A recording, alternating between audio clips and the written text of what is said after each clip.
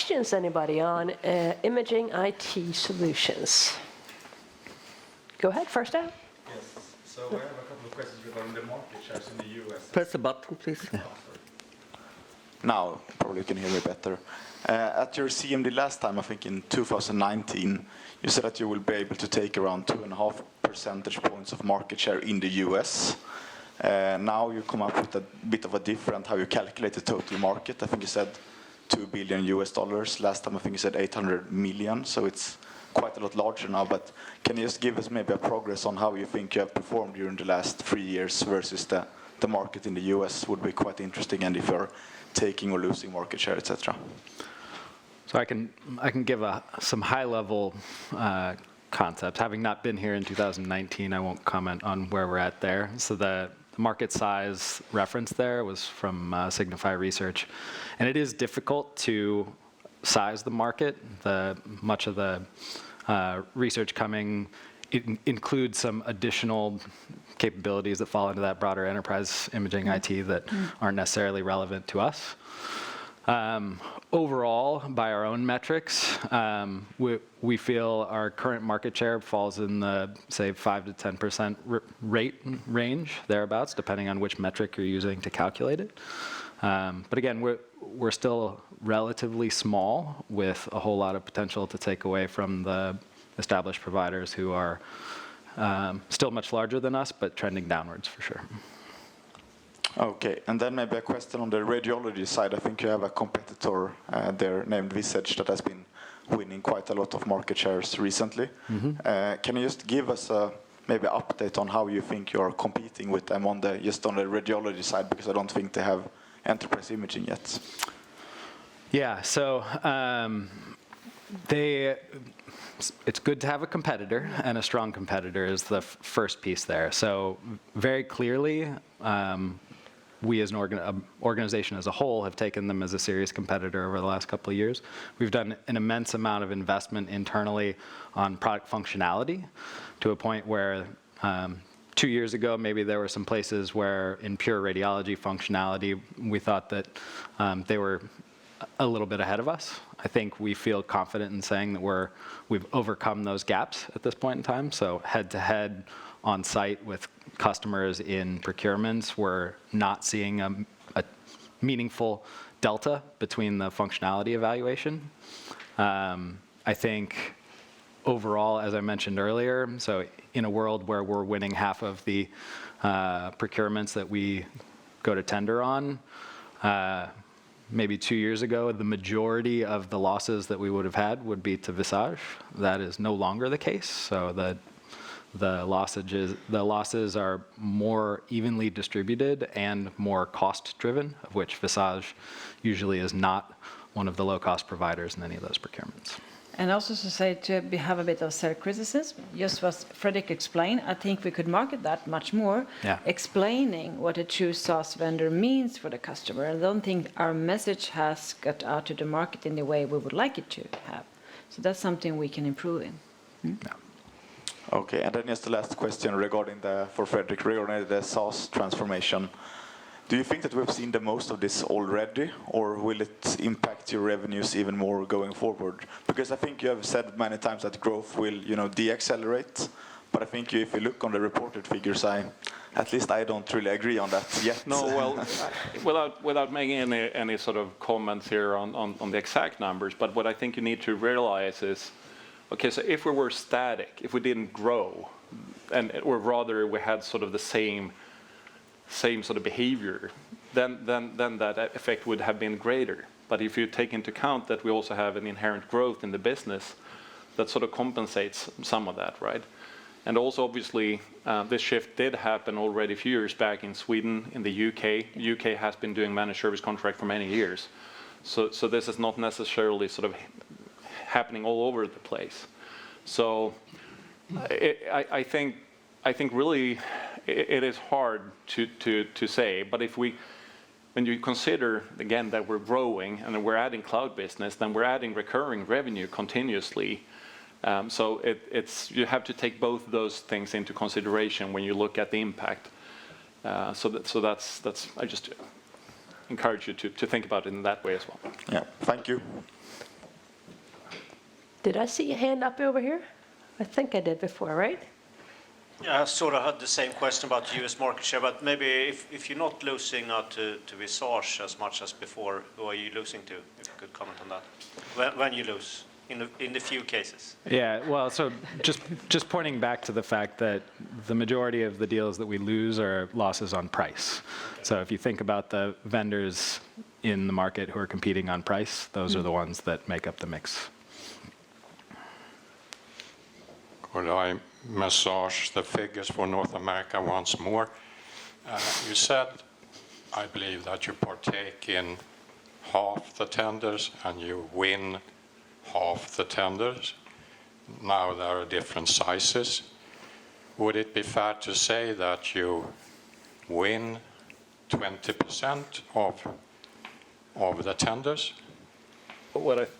Just a comment on this, because I think it's important to take these numbers with what they're coming from. These are class numbers. Yeah. So the observed numbers are the deals where class have interviewed a potential customer. And class will not interview any purchasing organization or all of the sort of purchases that happens in the US. So it's a sample. Exactly. So I think it is a good indication, but it is a sample. I think that's important to state here. It's usually the large one, but Yes. we don't exactly know which.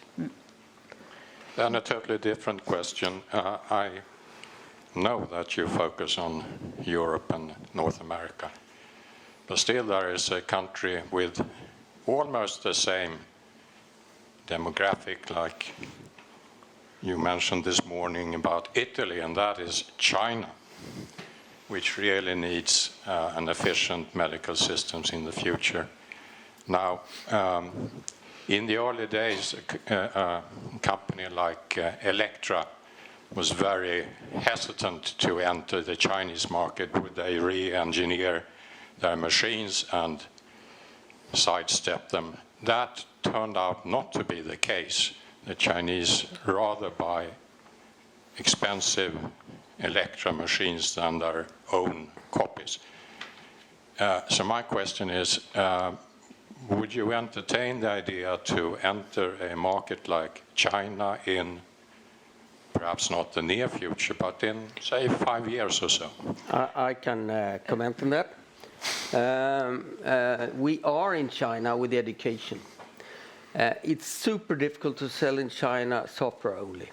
Almost no company that I know of make money in China selling software. The copyright tradition and legislation is quite little. You might end up selling one, you get paid for that, and all of a sudden there's 20,000 in China.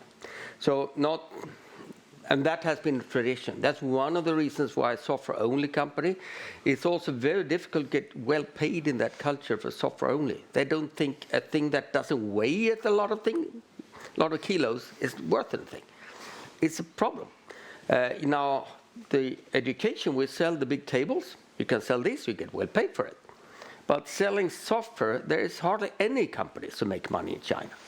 And the third reason why we have been hesitant about China is that there is a very clear regulation for the government that in medical technology, the majority of all products should be Chinese, and that's it. It's law in China, which means it's an uphill battle. So we have chosen, I don't see if we do software only, we go into China anytime soon. It's a difficult market. In that case, we would probably first go into India. And people think that's a poor country, but there's a lot of people in India.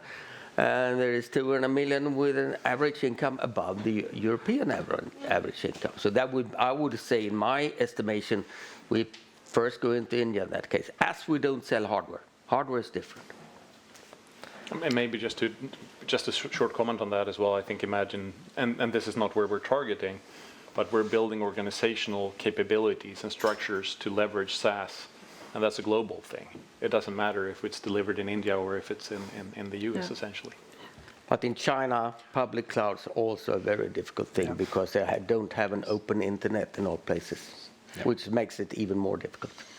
And when picking our partners, as I said before, culture is super important. Cloud facilitated, because now we can have it wherever, in Africa, whatever, if we have the same culture, everything's a fit. We had a question in the back. Yeah, two questions. The first one is on the SaaS. I mean, you mentioned the sort of benefit of decreasing the sort of upfront decision or big decision, and then also sort of the consumption-based pricing. But can you maybe talk more on the opportunity to increase the revenue from the customer over time, meaning like increasing for each year, not only. No, and it really goes back to, as I mentioned, with consumption or usage-based pricing that we call it. And it really means that the more the customer uses the solution, the more sort of business do we get, right? So take Penn again as an example, since we talked about pathology here. When they start using pathology, as they increase the usage of digital pathology, they'll gain more value from that. And then we say sort of part of that value generation sort of comes back to Sectra in terms of charges on our end, right? So we participate in value generation increasingly, and a part of that sort of is recognized on our end. And this is true for pathology, this is true for ophthalmology, this is true for going into cardio, ultrasound, medical, any imaging that we're talking about. And so the cross-sell opportunity, and not the least ortho, right? We did talk about penetration rate against the existing customer base. Ortho is huge, and we're seeing a huge success when it comes to MSK. It's also a differentiator that's really strong. So as long as they start using the things, it'll grow, right? And so key to this is customer success management and helping customers realize the benefits, and then business will come.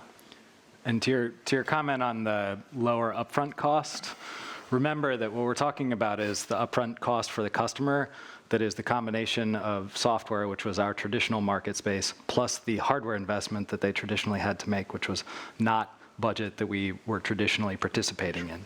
So when we say lower upfront cost for the customer, it's a lower upfront, if you look at the combined ROI for them, we're just getting access to a bigger portion of that budget. So for us, it's a bigger portion of the pie to begin with. Okay, and then my second question is related to genomics, and just if you have had any other customer feedback or maybe requests other than Penn.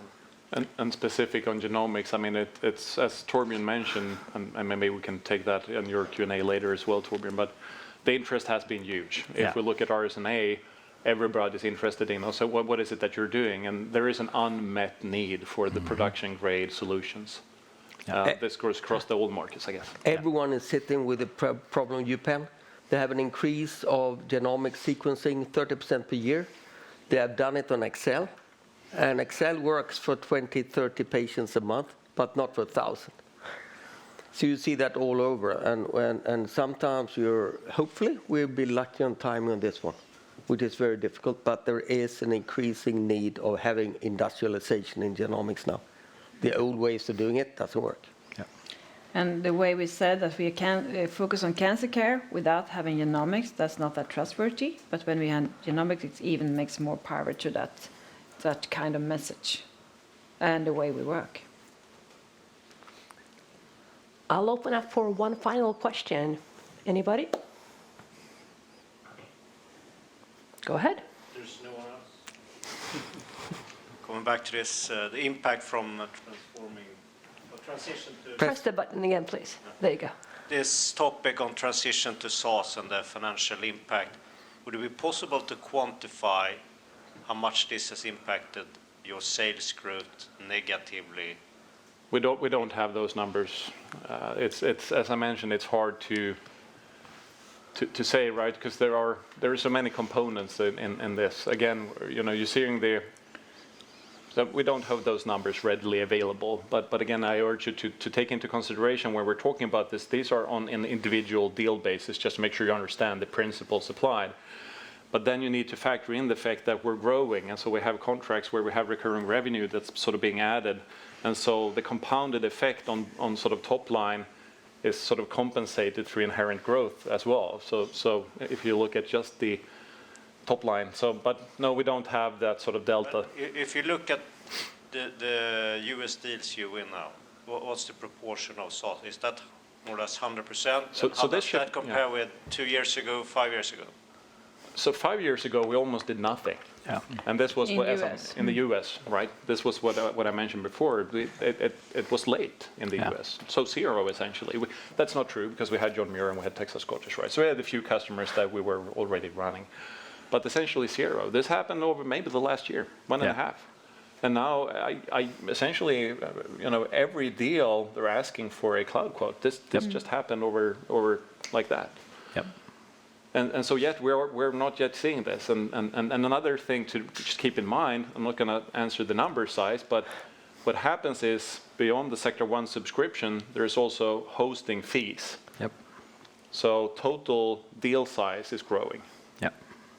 And I'm not giving you the proportions because those are varying quite a bit, so we don't want to give you any sort of wrong indications. But total deal size is growing as well. Thank you so much. A big effect in the US has been that hospitals after COVID are running out of cash. Yeah. They used to be very liquid, but right now it's a cash problem in hospitals. And then, of course, this becomes even more important because they don't have to throw in a huge lump of money in the beginning. They pay after a while, they use it. And also the way the platform is built is very easy for them to add on a newology. Before this, they had to go out to procurement to buy newology. Now they could just start using it. So that's a huge difference for a current customer when they expand their portfolios and going into enterprise imaging. And are you always using this concept of users I could say all new. based pricing, or? So it is, Yeah. as I mentioned, it's more than a Yeah. majority. Yeah. And this goes Almost. across all markets. We had rapid uptake in the US, Canada, UK, and so essentially, and this is the future. And I mean, I think the traditional license model, and we see this across the industry as well, that selling a perpetual license is inherently not necessarily a good thing, because customers not buying something that they're using for 20 years, right? They're buying a function, something that helps them perform radiology diagnostics more efficiently, and we're adding new tools continuously. So it's a much better solution, essentially. Yeah. It's better for us, better for customer. Fredrik, Isaac, Marie, thanks a lot. All right. Thank you.